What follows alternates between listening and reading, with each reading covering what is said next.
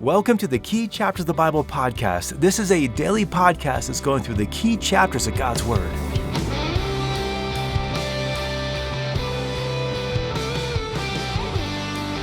Was it Yogi Berra who said, when you see a fork in the road, pick it up? Maybe it was, but I'm not really sure that's good advice for pretty much anything, especially when making decisions. Challenge is, life is full of decisions, and a wise person learns the ways of walking with God down the road of life so that when we do come to forks in the road, we have a pretty good idea of which way to go. Today we're turning to Proverbs chapter 16, which is one of my favorite go-to chapters to pray through when I'm facing difficult decisions. And looking forward to going through this chapter together with you just to see all of the riches that God has given to us about how to make good and wise decisions in life. Well, this is our third study in the book of Proverbs, and as we've been easing into this book, we've explained that these Proverbs have been given so that we learn this skill of living according to God's instruction. In chapter 1, we explained that Proverbs are gnomic literature. They tell us the way things go. And one of the keys to wisdom is learning to understand how God has designed life to operate. You see, the wise person tries to understand God's principles and align their lives according to His design. Now, the foolish person, they try to live in the exceptions. They hope that they can somehow skirt God's design and set their own course of life. But as we work through this chapter, we will see that that's not the way of wisdom, and often even that kind of mindset stems from pride, which is ultimately a wisdom killer. Now, hopefully at this point, you've already read chapter 16. You might have sensed that this chapter has a theme to it. On the one hand, all of these proverbs can just stand alone and just provide great wisdom for life. But on the other hand, they dovetail together beautifully to give us just a clear understanding of how to make wise decisions. Even when I was preparing for this podcast, I read through this chapter a few times, and I began to put each verse under a specific heading, headings like guidance, or pride and humility, or godly living, or wisdom with words, or wisdom with living, or slander and strife. And this can just be a helpful way of working through the book of Proverbs in general, because as you begin to group them under certain headings, you can see what God has said about specific topics. And as we follow that method for chapter 16, we're going to see that it just gives us clarity about how to make wise and godly decisions. And one of the things I love about this chapter is it helps us keep a right balance when it does come to decision making. Often when we talk about making decisions, and we talk about wanting to make sure that we're doing what is pleasing to God. Now, that is totally appropriate because we need to push back against the natural tendency of our own will that we just make ourselves king and we just do whatever we want. Lots of people, even churchgoers, will sometimes follow their own path and not really submit it to the Lord, not really let Him lead Him, and they end up just doing their own thing. That's not good. And so we have to resist that natural tendency to do our own thing. We just need to get to that place where we were like Jesus. Remember when He was in the Garden of Gethsemane and He just said to the Lord, "Not my will, but thy will be done"? That's the kind of place we need to get to. That's the kind of attitude we need to get to. But here's the challenge. Sometimes people get paralyzed when it comes to making decisions, and they're afraid of doing something that would not be God's will, and they end up doing nothing. We sometimes call that decision paralysis. When we get to that decision paralysis, Proverbs 16 provides a great balance on how to make good, godly, wise decisions.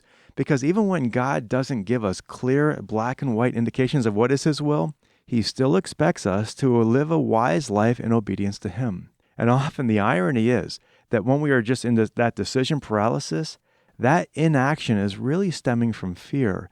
And we are fearful because we're afraid of making the wrong decision, but that fear actually shows us that we are operating from what really is a lack of faith, because we're saying that we believe the outcome of our decision is up to us.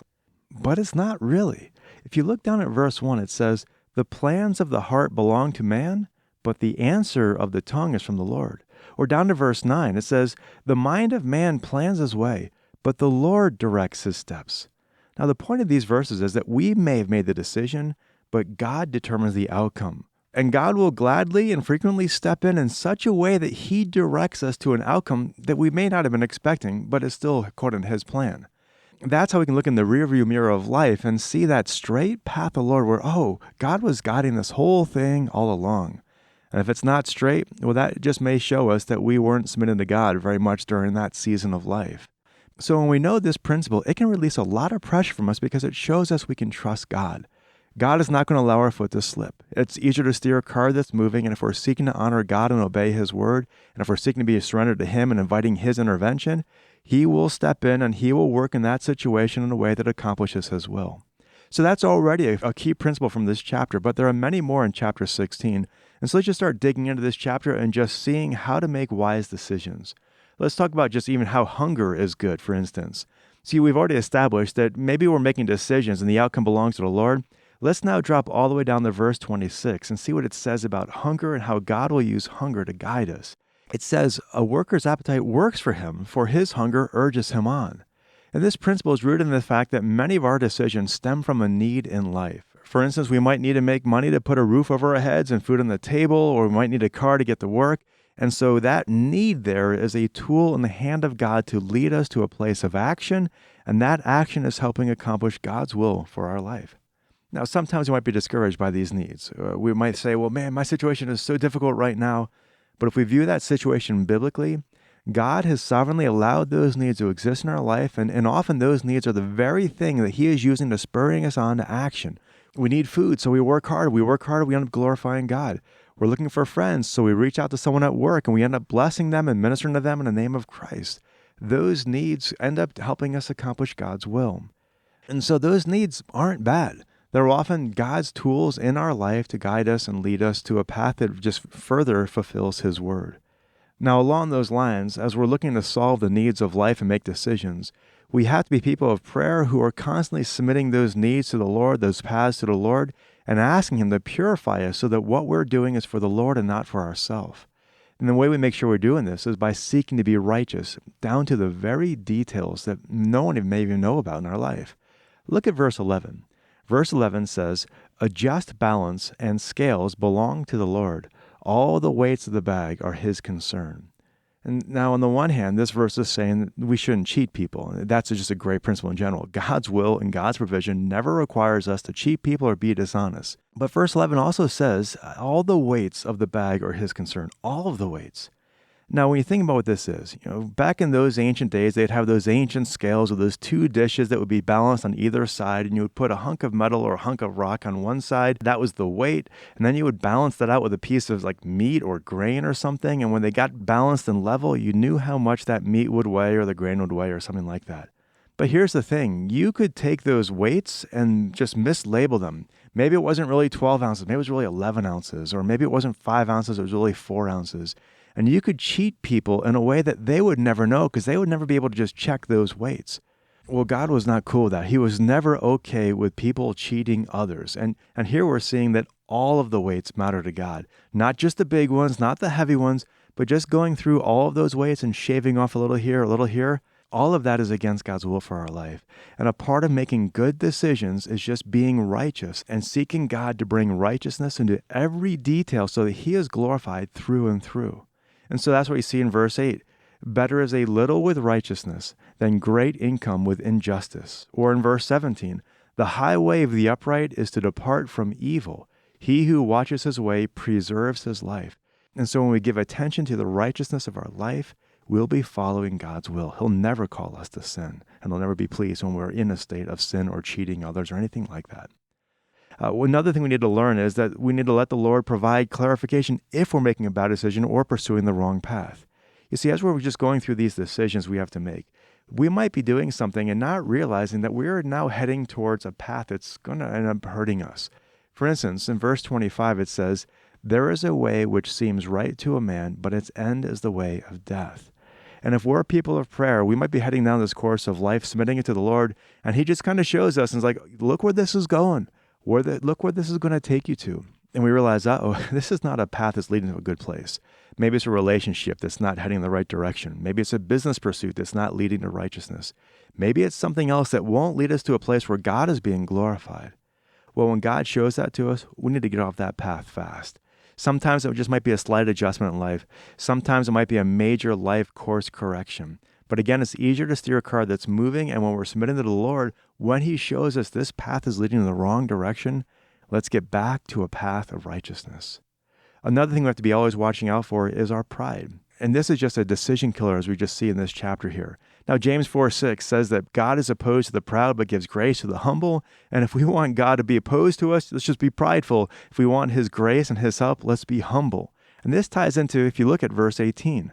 Verse 18 is a very commonly quoted verse in the Bible. It's usually misquoted as pride goes before the fall. But here we see it actually says, pride goes before destruction and a haughty spirit before stumbling. But it's the same idea that basically if we're prideful, we're in danger of falling.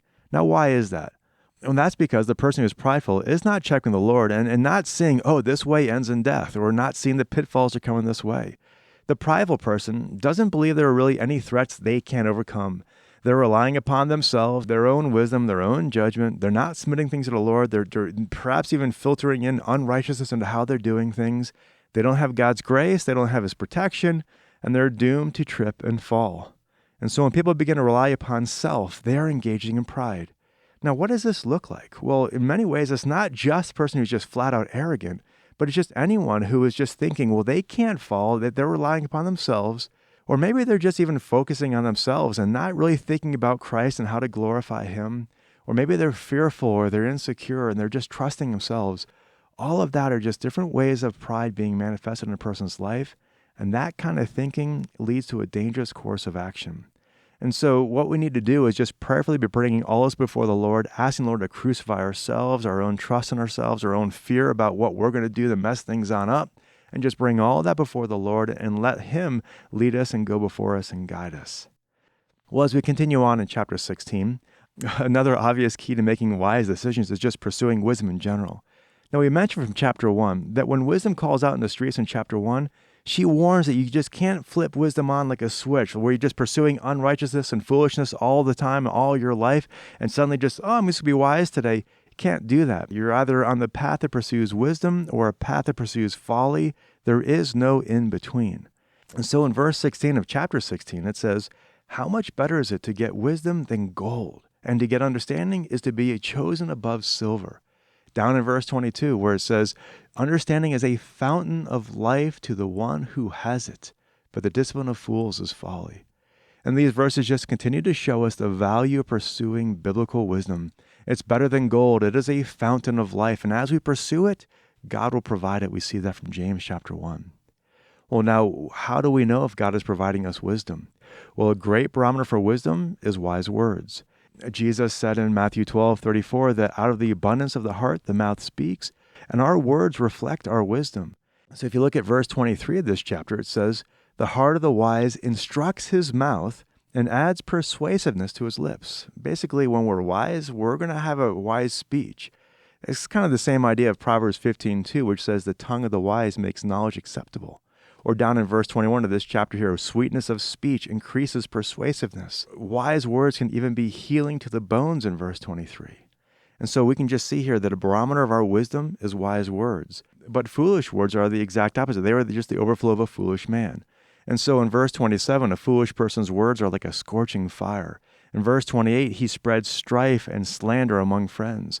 In verse 29, he can even lead people down the path of his folly. And so if we are inciting tensions or spreading slander or tempting people to be led astray from following the Lord, we can be certain that we are not doing something that God is calling us to do. That is a path that we should be repenting of and returning back to a path of righteousness. And so as we wrap up our time together today, I would encourage you to pick one of these Proverbs here and just memorize it. Maybe the ones we covered today or just one of the other ones. There's so many great Proverbs in this chapter, more that we could really cover. But memorize it and letting God then apply that proverb in that wise way into your life. Well, I hope you have a great time memorizing some of these verses for life. We'll catch you tomorrow. Have a great day and God bless.